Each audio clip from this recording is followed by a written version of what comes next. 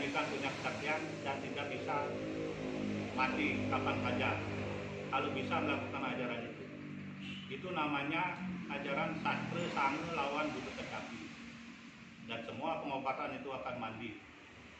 Namun apa yang saya dapatkan waktu itu, belajar, saya mendapatkan ilmu kalau ingin kaya harus banting tulang, harus kerja. Kalau ingin moksa harus meditasi tanpa makan dan minum. Tapi kalau tanpa makan minum 7 hari lamanya, saya dijanjikan akan bisa terbang itu minimal. Pada saat itu kejadian terbangnya pada saat menjelang tidur jam 12 malam disaksikan oleh teman-teman remaja. Dia berteriak, dia tidak disebut namanya. Oh, wayang terbang, wayang terbang. Akhirnya jatuh lagi. Sampai di atap, jatuh ke kasur. Jadi saya tidak bisa mengendalikan diri waktu itu. Apa yang saya pikirkan itu terjadi, dan saya ingin tidur sambil berjalan, itu bisa. Namun bukan itu tujuan hidup sebenarnya. Saya ingin moksa, ingin tidak nikah, ingin tidak menerima warisan waktu itu. Ternyata diberikan karunia umur panjang oleh Maha Kuasa, hidup sampai sekarang, banyak penyakit tapi tidak kurang rezeki. Sekalipun saya tidak punya apa-apa waktu itu, tujuannya disuruh menikah oleh orang tua karena saya diketahui istilahnya ngiwutengen waktu itu. Tapi tujuan saya membelajar Bhagavad Gita dari Upanishad itu bukan ngiwutengen. Ajaran kanan dan kiri semua baik, tetapi yang dicari adalah jalan lurus ke atas untuk mencapai rumah sejati Tuhan. Waktu itu namanya Batara Guru. Kita ketemu saat Batara Guru begini caranya. Jadi banyak itu kriterianya. Ada bakti ke Guru Pertiwi, ada mantra-mantranya, itu semua saya rapal. Nama dewa-dewa Triguana patut sekali kita sembah karena kita di Bali perlu menguatkan pajak Bali. Tradisi apapun yang kita warisi dari nenek moyang kita perlu kita jalani. Yang namanya Catur Yoga, yang pertama Bakti Yoga, Karma Yoga, Jnana Yoga, Raja Yoga, yang empat itu semua kami dapatkan dari guru dan belajar itu sendiri. Teman-teman remaja di remaja kita itu kita ada yang tahu, kita ada yang mempercayai hal itu. Hanya saya belajar sendiri dan membaca. Dan tidak lupa juga, kalau saya tidak mati lagi 7 hari karena apa seperti ini, maka saya akan menjadi orang sakti. Begitu tujuan saya. Akhirnya saya belajar mengobati diri sendiri. Saya belajar mengobati diri sendiri melalui obat tradisional, bahkan mempelajari buku-buku psikiatris dan lain sebagainya, melajari obat paten. Jadi semua dokter-dokter, guru-guru dokter saya itu ikhlas mengajari saya, jadi saya bisa selamatkan diri sendiri, saya sendiri dan keluarga. Samping itu tahun 70 berjalan terus, saya ditunjuk khusus pemangku. Saya belajar khusus pemangku, pakai weda, parikrama, petanganan dan sebagainya. Hanya saya sendiri dicaci oleh orang lain, pemangku lain. Kok pemangku pakai petanganan, orang saya punya nabi di buku tambahan, saya punya nabi di Selilit, di depan di Dempu di Selilit itu namanya dulu. Akhirnya saya lancar belajar weda, saya belajar bela diri juga, belajar meditasi. Akhirnya belajar pengobatan seperti bekas sumrai dan bekas gempol itu jika saya tidak ambil kesaktian-kesaktian itu karena saya tidak ingin sakti waktu itu. Tapi sedikit ego saya juga menginginkan, tetapi saya tidak lakukan karena itu ujung-ujungnya akan dituduh membuat penyakit kalau bisa mengobati orang. Itu saya tidak suka, makanya saya bekerja kalau saya masih hidup sama ingin menyekolahkan anak, sekalipun saya tidak punya apa-apa. Menurut petunjuk dari pemerintah, sekolah yang diutamakan. Sekalipun kita tidak bersekolah tinggi, tetapi anak-anak bisa di perguruan tinggi, kita bisa pelajari bukunya. Itu ide saya waktu dulu. Dan tidak lupa belajar meditasi, belajar apa namanya, bukan meditasi waktu itu, semedi namanya. Arti daripada semedi, semua itu adalah kuburan, di tempat kuburan. Berarti kita Kalau semedi seperti mayat, seperti bangke itu yang berhasil namanya. Namun saya waktu itu bisa melewatinya sampai 3 malam, 3 malam tanpa makan, tanpa minum, diketahui oleh ibu saya, dirayu, diberikan makan bubur, akhirnya gagal. Sakit emah sampai 35 tahun. Sakit emah pun saya pelajari dengan obat herbal maupun paten. Saya punya dokter spesialis untuk konsultasi. Jadi ada juga teman saudara kami yang menyayangi kami dari Jakarta memberikan ISO, buku ISO namanya. ISO itu informasi segala obat paten. Jadi itu saya pelajari dan sharing kepada dokter. Dan saya berhati-hati melalui pengobatan, melalui mohon pada Yang Maha Kuasa. Tahun berapa itu, sekitar tahun 80-an lah, sampai tahun 80-an yang meningkat ke remaja. Jadi masih tetap menteri sandil dan mencari sabuk. Ternyata sabuknya anak agung di Payangan memberikan itu. Begitu saya dikasihkan keuntalan, besi kuning dan sebagainya, saya jatuh di jurang di Kerte. Namun selamat, menguji sabuknya mungkin. Di sebelah barat jalan aspal itu ada jurang, di sana jatuh saya. Jadi baju semua robek. Waktu itu dengan Haji Nyoman Danu ada. Setelah dikasih untalan di Payangan, Agung Payangan. Jadi teman-teman dicacak dengan pelewang. Saya tidak dapat giliran, jadi saya sampai di rumah saya nyacak sendiri. Ternyata benar. Lalu tahun 81 saya belajar ilmu Islam, ilmu Muslim. Begitu ilmunya baru satu dikasih oleh guru, begitu baru memukul tingkih, saya pecah tingkih bisa. Dengan gigi saya pecah tingkih. Ada beberapa orang di desa saya menjamalin istilahnya ya, artinya jahil, ada mengguli saya. Saya menantang namun bukan berperang. Tolong berikan saya tingkih, lihat kekuatan tangan saya. Saya ginikan tingkihnya itu, hancur jadi debu. Jadi kekuatan itu saya tidak jual, sampai sekarang nggak jual. Tingkih kemiri ya? Iya, kemiri namanya. Nah, itu terus saya belajar di Jawa. Ilmu melihat tubuh sendiri di dalam apa sih? Itu ajaran Jawa kuno. Saya diajarkannya, satu pun tidak ada orang yang tahu. Namun di desa saya, di rumah saya, tidak pernah saya menyatakan bahwa saya bisa seperti ini, begitu, tidak pernah. Dan saya dibully oleh orang-orang, paling-paling saya ada senyum-senyum. Dan sering berkelahi saya karena dibully. Namun saya nggak apa-apa. Sampai sekarang saya masih ingat, saya mendoakan orang-orang musuh-musuh saya, biar dia panjang umur, dia diampuni oleh Tuhan, juga saya juga dimudahkan rezekinya. Saya tetap seperti, karena saya bukan buku Hindu saja dipelajari, saya mempelajari buku Injil, saya mempelajari buku Al-Quran, sampai tulisan Arab, Bismillahirrahmanirrahim, itu banyak apa. Jadi belajar ilmu Islam, baru 3 tingkat saya diajari, saya sudah 36 bisa menghafal, karena saya mencuri bukunya. Kalau mencuri ilmu untuk dipakai keselamatan itu baik katanya, makanya itu saya lakukan. Saya masuk ke kamar sucinya minta izin, tetapi mencatat di dalam, terus menghafal. Dan saya waktu itu menikah tahun 98, benar 99, 80 kurang 1, berapa itu? Lupa deh, sorry. 79. 79 nikah, tahun 80 ada 1, terus tahun 82 itu saya Tahun 80 punya ilmu kesaktian anti tembak. Itu sabuk yang dari Payangan itu saya lepas, ya ditonton orang menjadi ular di pohon dalem. Masih hidup orang yang melihat sabuk itu.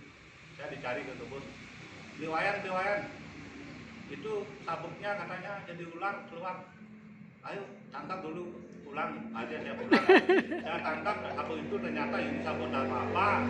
Akhirnya saya buka sabuk itu, isinya cuma begini loh, isi kuning, isi radar dan sebagainya. Saya bawa ke laut. Ini sudah ada penting bagi saya. Semua ini ada di dalam buku saya. Dan saya sekarang bisa menjual sabuk ini bisa membuat satya dokter. Namun tujuan saya mau pesan nanti, saya tidak sebarkan ajaran itu, saya pakai sendiri. Terus ujian-ujian, cobaan-cobaan, saya membuat kekuatan waktu itu goloknya sampai dilawanan gini ke sana. Terhadap Kak Dewi, saya jam 12 siang dan malam tetap nyanyi golok saya. Ada Dewi adik. Ya, Adik saya. itu saya memukuli diri dengan golok di dalam kamar. Tidak ada yang tahu. Namun bukan untuk cari musuh. Untuk apa? Ya untuk saya merasakan nikmatnya seperti itu. Genit kulit saya itu. Sampai jari-jari saya ini digorok satu persatu. Wah, Mare ratu biang kene ngintip. Gitu. Tetapi Intip di bolongnya itu. ilmu lontar yang saya temukan Intip. tidak ada seperti itu. Ini Bismillahirrahmanirrahimnya yang ada Nabi Muhammad. Itu saya camkan sampai ala Muhammad Ali Sayyidina itu semua. Akhirnya saya berterima kasih pada ilmu-ilmu itu, dan sampai sekarang pun saya masih menghormati buku suci itu dan ayat-ayat, selawat-selawat, bahkan ilmu sapu jagatnya saya pakai untuk kehidupan saya dan keselamatan saya. Dan di lontar-lontar saya pakai untuk pengobatan derang janang, ngejuk leak, dan sebagainya. Saya pernah dianggap racun leak di Tianyar. Saya di Tianyar, saya di tukang las itu 15 tahun. 15 tahun di Tianyar. Adat di sana semua saya tekuni dengan disiplin, dengan menyembunyikan ilmu-ilmu semua itu terpendam dalam batin saya sendiri. Saya seperti orang bodoh, jadi tukang las, ngayah di sana, nyapu di sana, dan di sana disukai orang-orang sana. Gitu. Akhirnya sekarang sampai tahun berapa itu, anak kuliah ada di Bandung kuliah, ada di Singaraja, hidup saya makin berat, nah gitu. Jadi hasil pengelasan itu sudah tidak mungkin bisa menamatkan kuliah. Akhirnya ilmu yang saya pelajari lebih dulu dengan ilmu akuntansi, psikiatris, pengobatan, itu saya terpraktiknya di Sumbawa dengan cara menjual obat dan mencari izin kedukunan di Kejaksaan Negeri Singaraja. Saya dites di sana oleh Bapak Abraham di Kejaksaan Negeri, apa benar bisa mengobati jarak jauh? Iya Pak, sudah sering. Itu ada kesombongan sedikit. Walaupun sering tidak bisa dibuktikan. Ada orang perempuan di Kejaksaan Negeri datang, Pak, saya sakit apa sekarang? Ibu udah bisa tidur. Saya bilang, oh benar, saya sakit kepala sekarang. Oh ibu migrain, iya. Pak, kalau saya minta obat, saya tidak bisa mengobati, tapi coba saja. Saya coba ginikan dengan kesombongan saya sebenarnya. Namun saya yakin waktu itu saya sudah belajar di Sabda Dharma. Rohanian Sabda Dharma saya jadikan satu dengan SSD, Samadhi Sila Dharma. Kalau Samadhi Sila Dharma kekuatannya samadhi, sila adalah sholah, dharma adalah kebenaran. Ternyata kalau sekarang saya ketemukan yang namanya dharma itu bukan kekuatan saya itu melihat, bukan. Yang namanya dharma itu ada 10 kriteria yang harus kita ketahui di dalam dharma itu. Basicnya dharma adalah ahimsa. Jadi 5 kepercayaan di Hindu itu adalah Pancasila. Itu yang saya camkan dari dulu. Karma palanya yang saya pegang terus. Jadi yang saya pegang adalah kejujuran, utamaning, manik, sayang, dharma. Itu dia pernah lepas dari saya. Sekalipun saya itu curang waktu itu. Curang dari untung misalnya kapsul harganya Rp500, saya jual 1.000, yang penting menyembuhkan.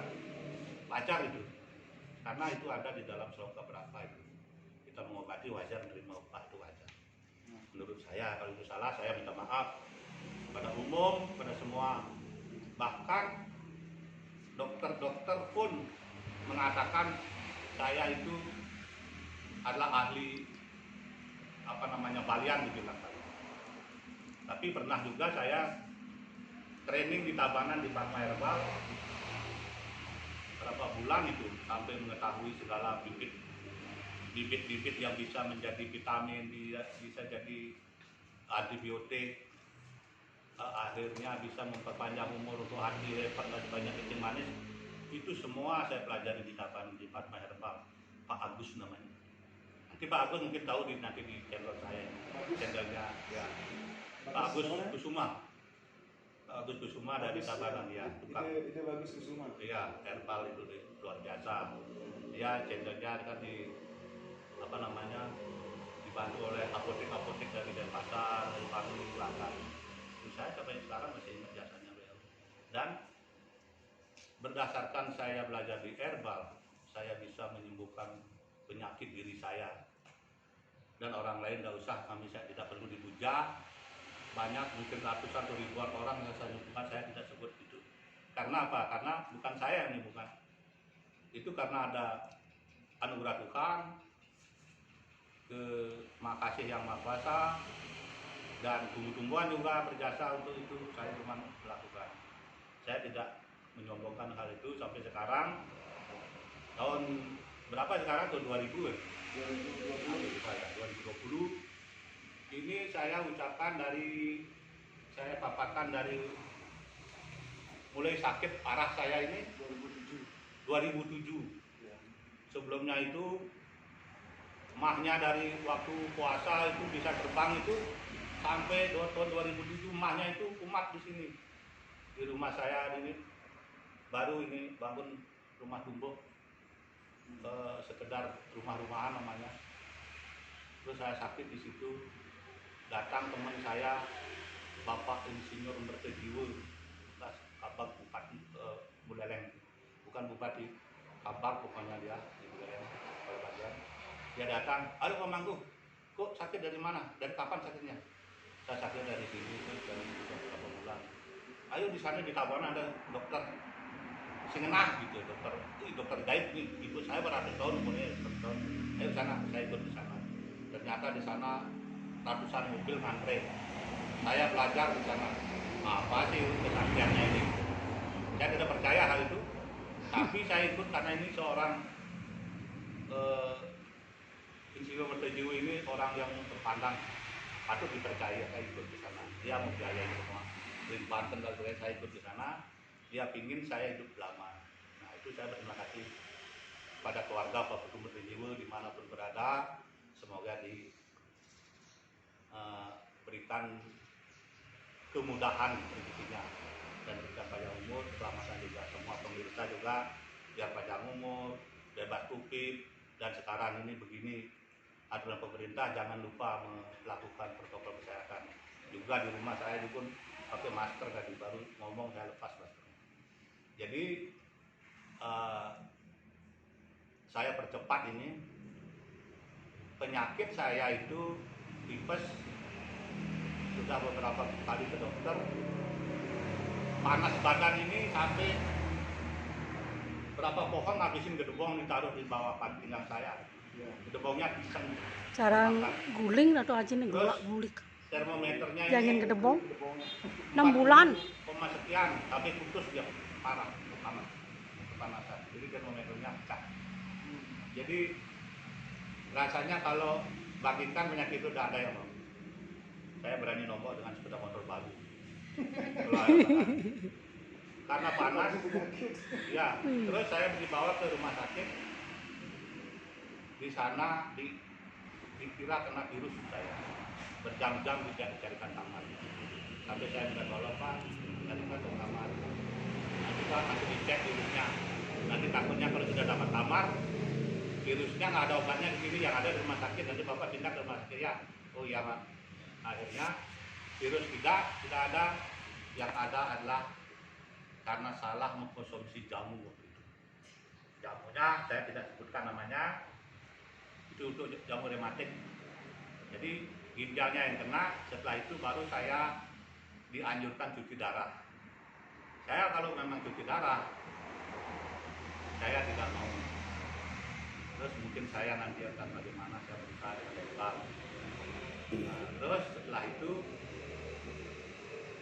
saya disangkar Sabda Dharma berbulan-bulan, bertahun-tahun di sana. Kadang-kadang mencret, kadang-kadang muntah darah, kadang-kadang apa yang kita minum itu yang keluar. Ini juga menyedihkan sekali. Tahun 2008 itu.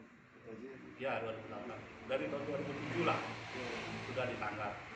Terus ada menantu saya, Ali Balian, lalu pemangkunya datang. Dia mangku, ada siap ini untuk nebus hakme. Loh, kok nebus hakme? Saya cuma ngajak hakme. Terus terang saya galak gitu, ego saya luar biasa. Mohon maaf ya, mohon maaf untuk semua. Saya tidak diizinkan mencari bantuan dukun. Karena apa? Karena saya keturunan dukun dari dulu. Sedangkan saya nggak pakai. Tapi saya tetap percaya sama dukun, cuman saya nggak nyari. Karena ajaran di Sabda Dharma tidak boleh mencari dukun-dukunan. Kalau dukun asli ya, tapi saya juga nggak cari. Karena di sini ada Waradujo nomor 5 itu berani hidup atas kepercayaan kekuatan diri sendiri. Itu is okay loh, bingkel manusia. Jadi ini Ratu Biangnya waktu itu masih di rumahku juga. Saya ditinggal 12 malam penggalian di samping tempat tidur saya. Saya tetap optimis untuk hidup. Sujud saya tidak bisa sujud berdiri, untuk tidak bisa tidur rasa. Jadi semua warga Sabda Dharma yang sudah memegang ajaran itu, tolong pelihara dengan baik kemurnian ajaran Sabda Dharma. Karena saya tidak berhenti sujud sampai kapanpun. Walaupun saya beraneka ajaran, saya ajari, saya meditasi sekarang seperti jalan tol, itu hanya untuk diri pribadi saya. Lalu Sabda Dharma tetap di Indonesia itu tetap eksis. Nanti bagi warga Sabda Dharma yang mendengar video ini, lakukan saja video ini minimal sekali sehari. Itu adalah video manusia menurut saya, bukan saya promosikan. Memang saya mendapatkan anugerah beliau dari. Terus saya mendapat wahyu waktu itu disuruh menjadi sulinggih. Ini omong kosong ini. Saya omong kosong waktu itu tidak terima. Saya belajar Weda aja, surat tarik, buku memang setumpuk, tapi tidak banyak hafal. Kalau memang dihafal dibandingkan dengan teman-teman, mungkin saya dianggap sudah bisa waktu itu. Namun saya tetap merasa diri saya rendah hati. Jadi wahyunya leluhur yang saya kenal itu kakek datang, bapak datang ngaji saya, pakaian oke bawa nomor saya dan terima karena saya sudah meditasi mengadukan, cukup itu saja untuk bekal saya nanti. Tanpa diapen saya bisa pulang sendiri. Itu ajaran saya, tapi saya tetap memerintahkan pada anak sampai saya berorganisasi di Yapu Singaraja, Yayasan Pengayoman Ibu Singaraja, untuk melakukan pengabenan yang sederhana kecil, efisien, tidak sibuk sekali anak-anak. Saya juga bersekalian kepada anak-anak, biar saya jadi contoh di muka bumi ini sebagai Hindu yang efisien, yang menghormati adat Bali, pencaruan apapun tetap saya jalankan dengan baik, namun saya luruskan sesuai dengan ajaran Weda yang ada. Oleh Weda Pesona Aslam, saya juga tetap menghargai dan menghormati. Kami bersujud di kaki Sadguru itu, tetap saya bersujud pada Tuhan Yang Maha Kuasa. Jadi penyakit-penyakit yang saya derita setelah mendapat wahyu kedua, saya tidak percaya juga. Saya lari ke India, sampai di India Utara, diajar oleh Sadguru di sana, Sadguru Sempurna, digojlok bahwa tubuh manusia adalah kuil Tuhan. Kita harus kembali ke kelahiran saya zaman dulu. Reinkarnasi saya seperti ini. Saurasi 8.400 jenis kelahiran. Baru sekarang kamu jadi manusia, saya digitukan. Kamu menangis, berikan air mata boleh, nggak apa-apa, tapi lakukan vegetarian dan meditasi. Saya percaya dengan itu, dengan vegetarian, karena apa? Begitu banyak penyakit saya. Dengan vegetarian saya bisa sembuh. Dengan sujud asal mula manusia itu jalan tol untuk mencapai Tuhan, supaya rohani. Namun ajaran-ajaran lain juga saya pelajari bukunya. Tetap saya hormati karena itu semua tidak bukan. Apapun ajaran ada di muka bumi itu tetap saya menghormati dan mempelajari, ingin tahu saja. Tapi yang saya pegang adalah meditasi 2,5 jam per hari. Vegetarian adalah doa tanpa kata-kata. Intinya bakti pada Tuhan, bakti pada ibu dan bapak. Siapapun nonton channel ini, jangan lupa sama ibu dan bapak. Kata agama lain, surga ada di telapak kaki ibu.